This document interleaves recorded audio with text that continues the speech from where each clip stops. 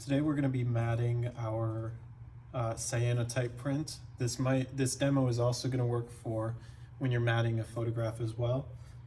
What you need today is a pencil. You're going to want your matting artwork step-by-step guide. This is going to help measure out how big your mat board needs to be. You're going to need tape. You're going to want yourself a ruler.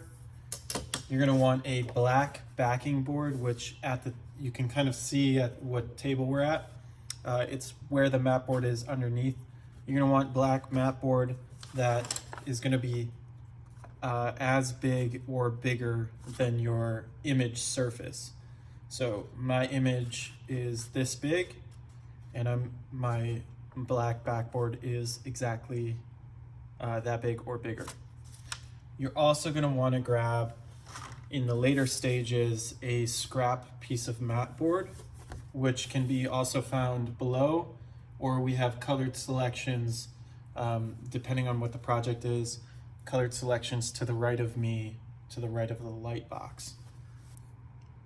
This is the worksheet that we're going to work from. It's a step-by-step guide on how to set up and measure your artwork accurately so that when you cut your mat board, you cut it to the right size. At the very bottom here, it gives you an example of what a final image would look like. And then it also gives you some notes as to what you can do to better improve or not make mistakes. Setting this aside, because I already have one that's finished, I'm going to show you what the first step is. Step 1 says, measure your artwork. And when I say measure your artwork, we're measuring to the edge of the image, not the edge of the paper, the edge of the image. If we wanted to have a stylized border like this paint, yes, we would want to include that, but for our sake, our cyanotype, we are just going to simply print or mat the border of the image. That's what's more important for us today. So what you're going to do is you're going to take your image and you're going to measure the width and height. So notice I'm aligning the edge of my ruler with the edge of the image surface, and I'm going to look over to the right. And because this is so close to 6, I'm going to crop it just a little bit, and I'm going to say this is 6 inches wide. Everybody's image is going to be different, so make sure you measure yours. The size that I printed your cyanotype prints are all different sizes. Your photographs will end up usually being about the exact same size. If we zoom in, we can see that the width of this is pretty close to 8 1/4. So depending on how close you are to an edge, I would like you to round up or round down by the nearest quarter.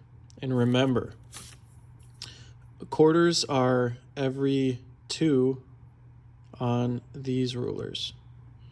So that's a quarter, that's a quarter, that's a half, that's 3/4, and then we have 9. Okay, so I measured that out, and I got 6 inches with the height being 8 1/4. If we slide down to step 2, it says you need to add 4 inches to each measurement. Now, I know we're taking photography and you weren't expecting to do some math, but what you need to do is take these numbers and then add 4 to them, which is what I'm showing you here. So 6 plus 4 is going to give us 10. 8 1/4 is going to give us 12 1/4. If we slide down to the third step, now what you need to do is subtract a quarter by each number. So we had 12 1/4 for our height. That's easy. We're just going to make it 12. But because we had 10 flat, that means we're going to have to knock it down to 9 3/4. Now, our final step, based on this worksheet, is going to be to cut the mat. Now that we've completed our worksheet, we have our exact measurements, which are 12 by 9 3/4. We need to find a mat board that's going to fit those requirements. So we're going to take our ruler And we're gonna grab a piece of mat board from the back, and we're just gonna take our measurements and see. This one is 11 inches long, so it's not long enough for our height, but we clearly have 12 inches on this side. So we have enough for our height, and we have enough for our width. What we wanna do is we wanna take our ruler, align it with the edge, and we are gonna cut our height. So we need to make 2 lines to show us where this is gonna get cut. We're going to connect those lines, and you can find any of this mat board below where I'm cutting it. So that silver mat cart that you're going to be cutting your mats on is where you're going to find this paper. The next thing you're going to do is go and cut this using the paper cutter. All right, now that I cut my paper down to 12 inches, I can turn my ruler to the next measurement. I'm going to align it with the edge again, and I'm going to find 9 3/4. So if we look at the middle line, that's half, and then 2 over is going to be my 3/4. I want to make a line both at the top and at the bottom to make sure that my line is going to be straight. Align your ruler along those lines, those dash marks. Give yourself a nice solid line, and then you're going to go cut this off as well. All right, so now we have our paper or our mat board cut to size. We can double check the measurements. It's always good. We've got 9 1/4 down here. We've got 9 3/4 down here. Sorry, I meant to say 9 3/4. We have 12 inches on one side and 12 inches on the other. Great, perfect. So now that this is ready, what we need to do is measure out the 2-inch borders, and we want to do this on the back side. So if your mat board has numbering on the back side, or you can pretty much tell, like, see how this is kind of a cream color and this is a little bit of a cooler white. This one also has a texture on one side and a smooth texture on the other. It's not to say you can't use the back side of a mat. So if you really like the white smooth texture, you can use this instead. You do not have to use the front side, but make sure that if you're using the back side, there's nothing where the border is going to be. There's no like numbers or scuff marks. Make sure you're using a clean sheet of mat board. Presentation is everything, especially when it comes to photography. It's half the battle. Now we're going to bring our mat cutter forward. And the beautiful part about our mat cutter is that we do not have to worry much about the measurement, the 2-inch measurement. It will do it for us. If the cutting blade was not removed and placed on the side by previous students, you want to remove that. And then if you look up here, you'll see that the mat board is already set to 2 inches. So what we're going to do is simply lift our mat up. We're going to lay it back down. And again, we want to be doing this on the back side. Look, I almost messed up. And what we're going to do is very lightly just run a line across the edge of that metal riser. And we're going to align each side with our with the metal piece that's mounted to the mat board cutter. So this is really easy. This is showing us 2 inches. And if we don't believe it, we can always check. And that is right on the money. Okay. So now we have, if you look closely, we have each side traced for our 2-inch cut marks. We're going to keep this flipped upside down, and we're going to bring in our mat cutter. What we're going to do is, you'll see on our mat cutter, first off, to be very careful because this is a razor blade. So as soon as you press it down, it pops out. So when you handle this with care, and do not pinch this and try to grab it. It will pop out. When it's knot out, it's not going to be a problem, but just to be safe, I'd like you guys carrying this with 2 hands. You're going to see that there is an alignment piece, this plastic alignment piece, that hooks onto the edge of this metal riser that we have here on the mat board. So when you align it, it's going to sit just like that. And then as you saw, when you press down, the blade pops out.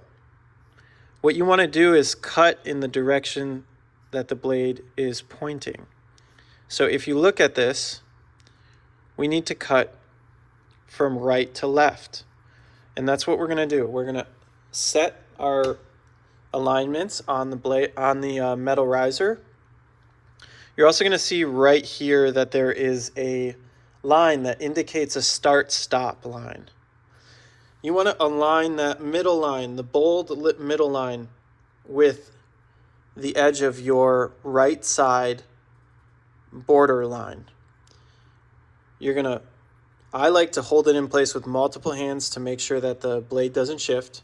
You're going to poke in, you're going to feel it poke in, and then you're going to press and drag all the way until you hit your next line on the left side. You're going to release the blade. You might have to assist it a little bit.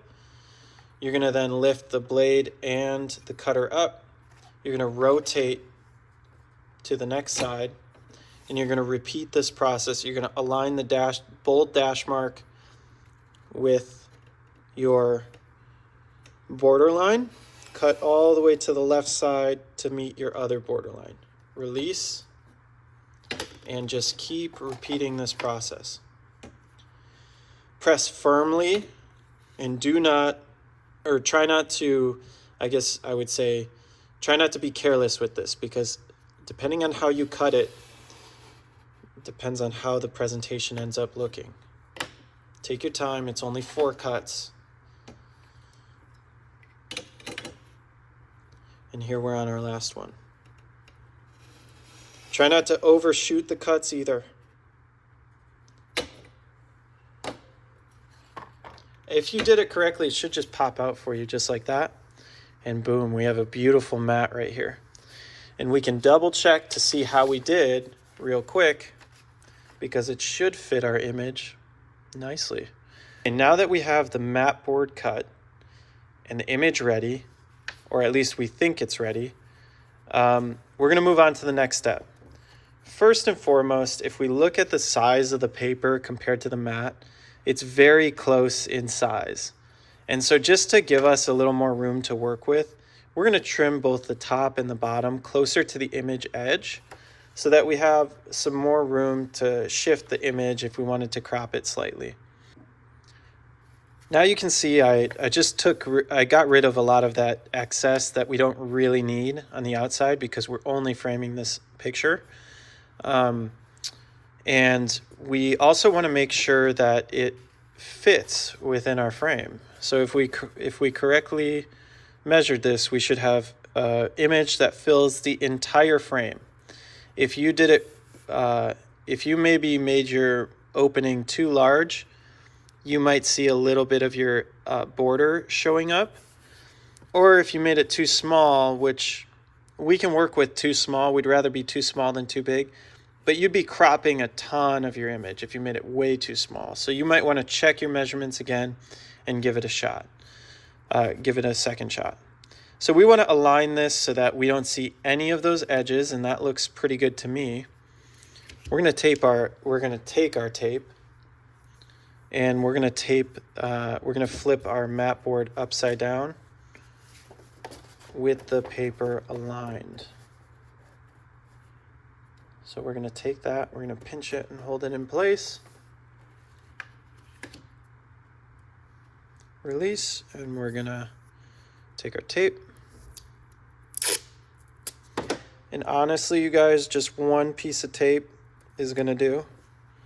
But what I like to do is I like to do one full length and then some along one edge. You're only taping one edge. Boom. If you get a little extra overhang, remove it. So it should look like this. It should be like, you should be able to kind of fold back 3 sides. Only one side's attached. The next thing you're going to do is you're going to take your black backboard, which is going to work as kind of like a support in the back. So what we need to do is make sure that it's a proper size that's going to fit the back and not overhang like it's currently overhanging. So what I'm going to do is either look at my sheet that tells me how wide our mat board is. The width is 9 3/4, so I'm just going to double check that measurement. I'm going to make my width on my black paper 9 inches, so it's just below.